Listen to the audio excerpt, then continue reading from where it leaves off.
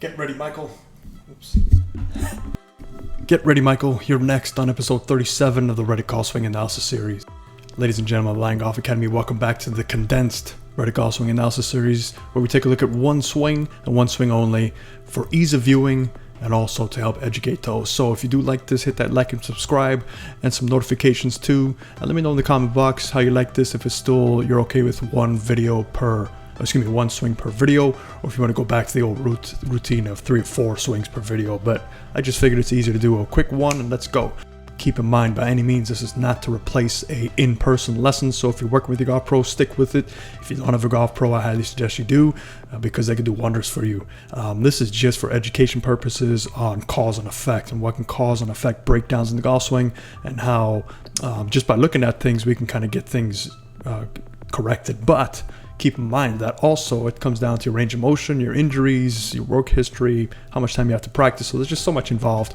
But with that being said, let's get down to it. Tonight we have Michael. So Michael, he's a 7 to 9 handicap. Suddenly forgot how to hit an iron. That sounds very familiar, Michael. I think a lot of us fall into that boat sometime.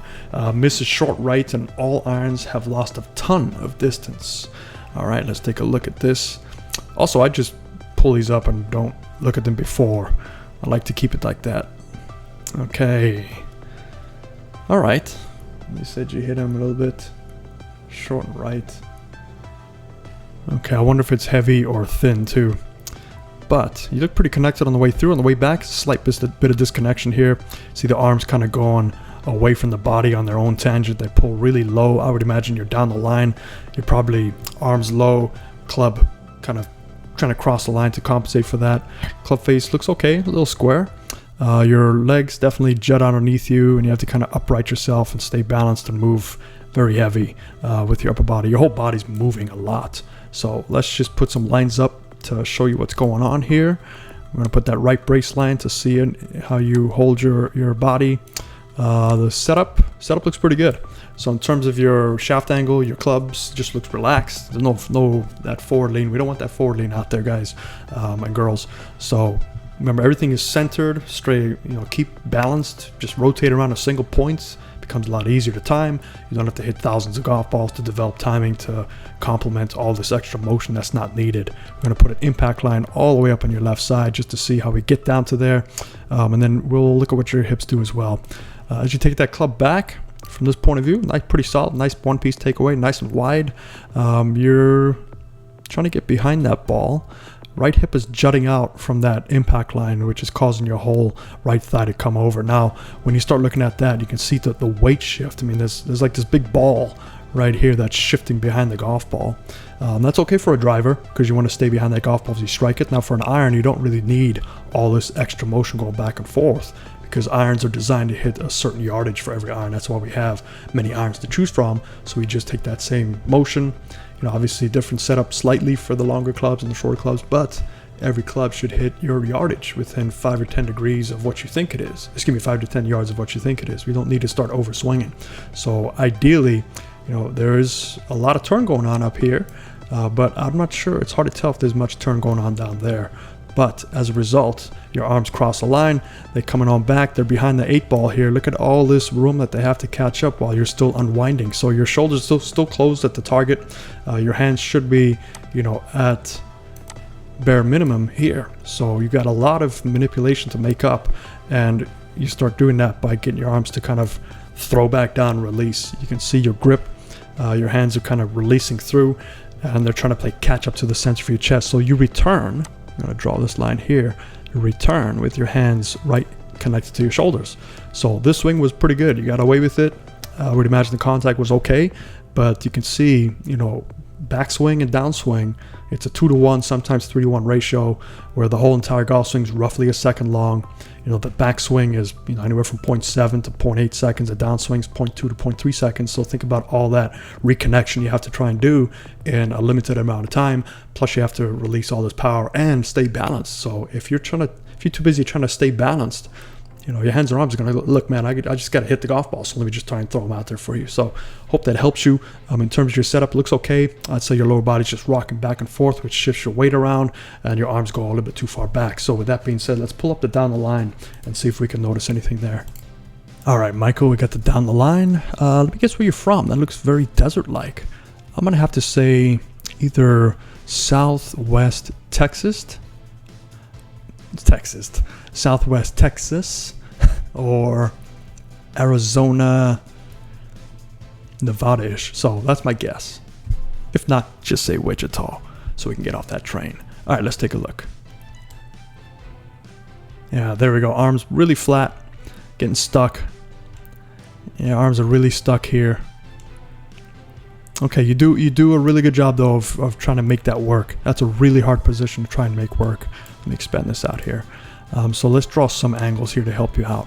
So setup, you know, your hip tilt looks a little bit upright.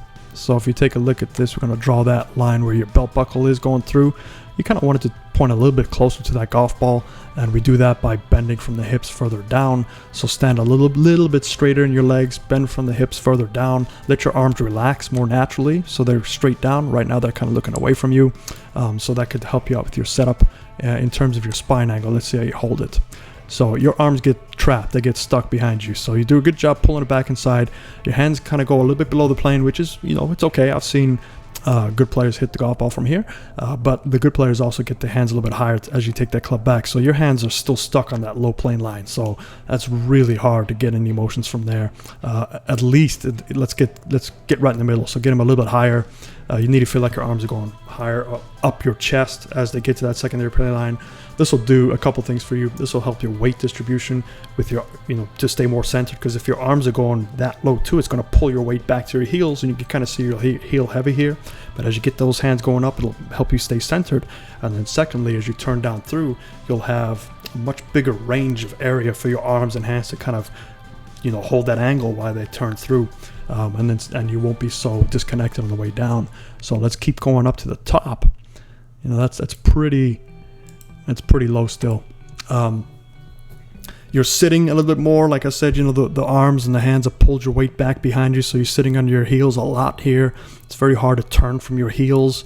You're going to be too busy trying to stay balanced and make that motion back to the golf ball like we saw on the down the line. As you come on back through, you know, you meet your target line here, but that's a little bit too soon. Now from here, I would imagine your club head is going to veer back below that plane. And there it goes. So it's down below the plane. It holds it pretty good though. But here, look how congested your arms are. They're really stuck. They're really stuck to your body. There's not much room to go. They can't really jut back out in front of you, because at that point, you know, your plane is tilted, you know, this way. So if they start jutting back out in front of you, you're starting to miss the golf ball completely.